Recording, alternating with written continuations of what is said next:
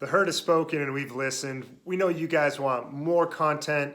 You want to hear more insights. You want to see more creators and what they're saying. So we're going to start giving that to you. Excited to roll out this first video series with a great talk I had recently with Andy Rawls, who's a fantastic woodworker, great guy, Texan, and a key part of the MuskOx Herd. So with that, we're going to roll into my discussion with Andy Rawls to hear a little bit of insights about what you guys can do to make sure you're taking advantage of the little things you can do that you are in control of right now. All right. Well, Andy, really appreciate you joining the MuskOx Herd today. I know we're super fortunate to have you as one of our own, and just wanted to get a chance to check in with you.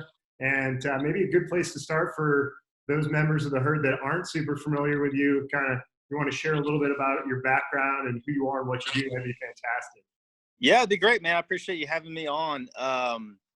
So I run a full-time furniture business in Texas. I also operate a YouTube channel. Let's see, I got kind of a telecom degree. I graduated in 2005, which that included some video production work in there. And then my furniture background is I took classes at Homestead Heritage School of Woodworking in Waco, where I went to school at Baylor. And that was with Paul Sellers, who, if you're a furniture maker, you know who that is.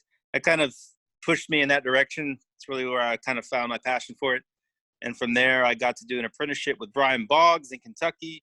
It was also a pretty well-known furniture maker. And after that, I kind of just figured it out on my own. Started my business in around 2013. So. Yeah, right on.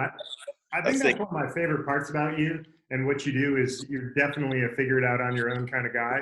But at the same time, I mean, your woodworking is top notch. Really high quality stuff. So there's a lot of different woodworking on YouTube. Some of it's DIY beginner stuff. Nothing wrong with that. But really top of the line, fine, as you call it, right? Fine Texas woodworking. Yeah. I like to call it fine furniture or studio furniture. I mean, there is a wide spectrum of building and making, and I like to, of course, I'm a professional, so I want to do it the best I can do it, and I think I have that unique that unique aspect on YouTube of kind of the higher end work, where a lot of the channels are just kind of like DIY type stuff, which is cool too. But I like my little niche I'm in.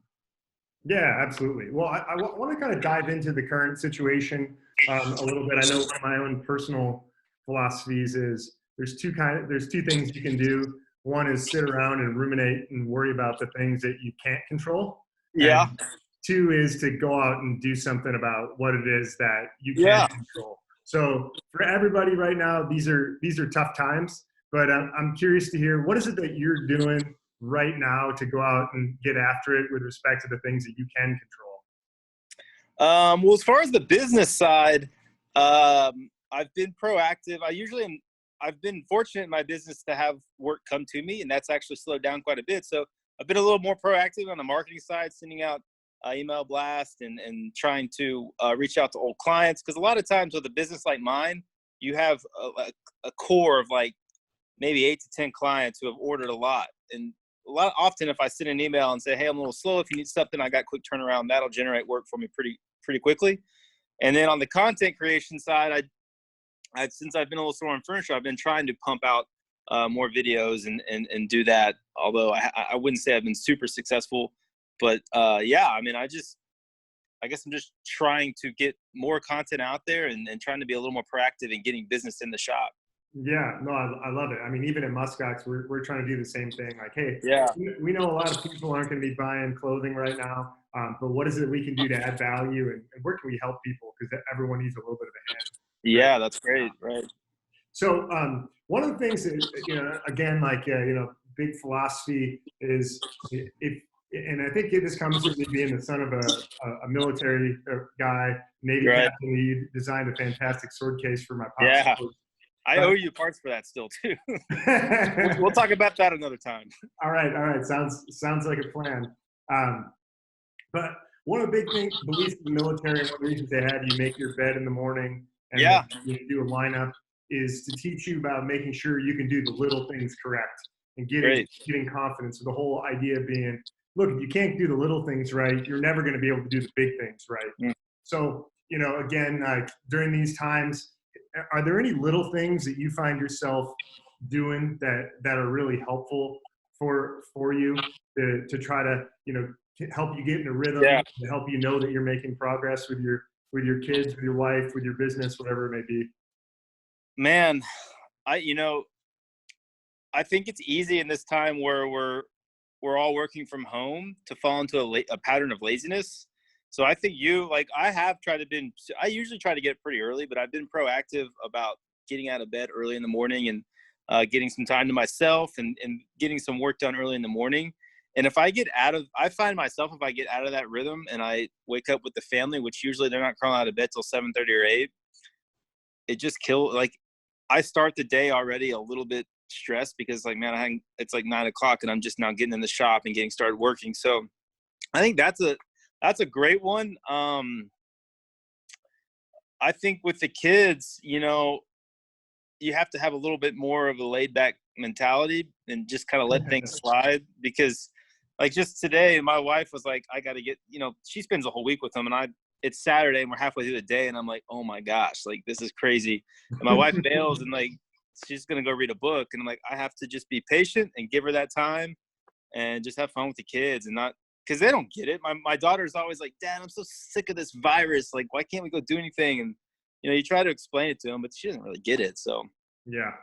there's just this level of patience you have to reach in and try to grab and find with your kids.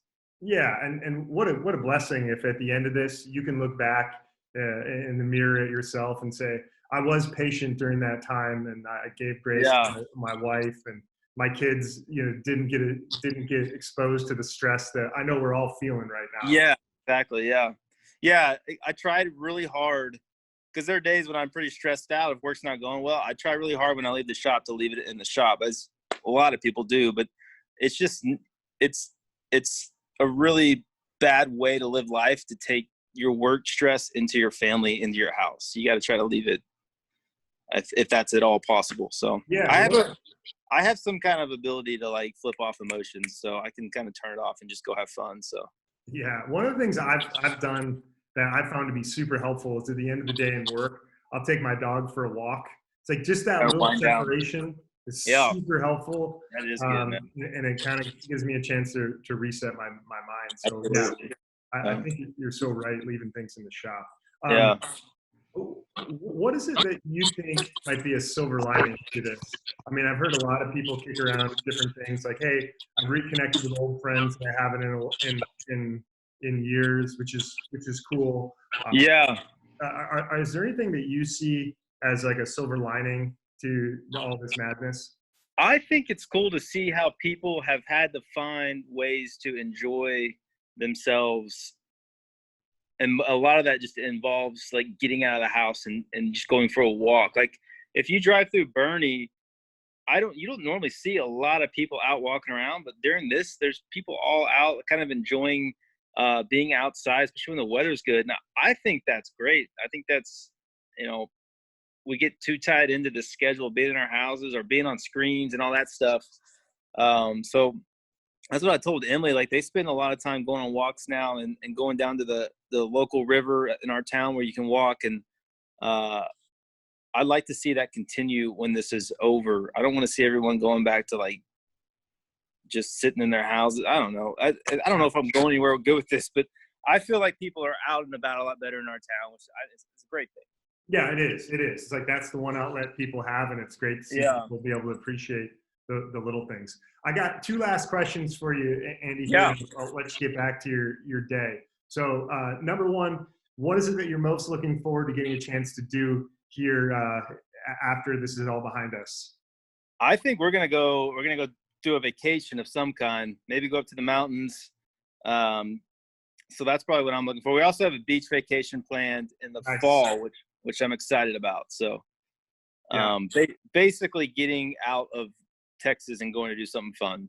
Right. Yeah. So it's nice to have something to look forward to there. Yeah. And along those lines, one of the things that I'm looking forward to a lot, and I know you and I talk about quite often, is college football. So as a 2005 Baylor Bears fan, excuse me, Baylor University graduate, Baylor Bears fan. Yeah, absolutely. I'm going to put you on the spot here. Is college football going to happen this year? Man, I think it will, but I think it's going to happen.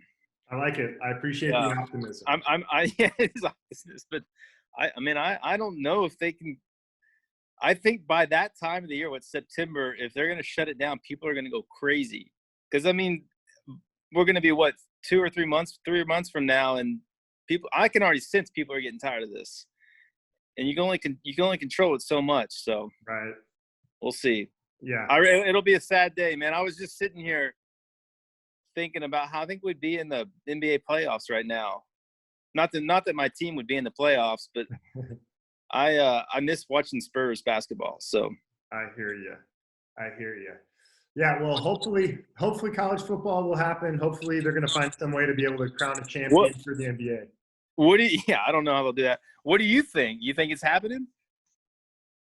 I think it's going to happen, but it's going to be modified, and maybe that means it'll start in October. I've even heard talk that they would actually start it in February and then have it go into May or June. That makes some sense. I don't know though. Yeah, it definitely could. So I don't know.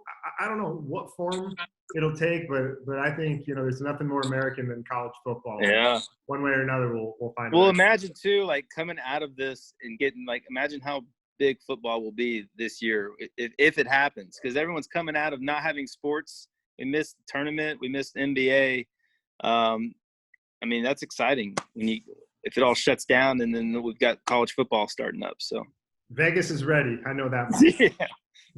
All right, Andy. Well, hey, I definitely appreciate you joining us. Appreciate you being part of the MuskOx Herd. And absolutely, man. I love my MuskOx gear. Right on. We'll catch up with you soon. Good deal. All right. Thank you. Take care. Yeah, you bet. Bye. All right.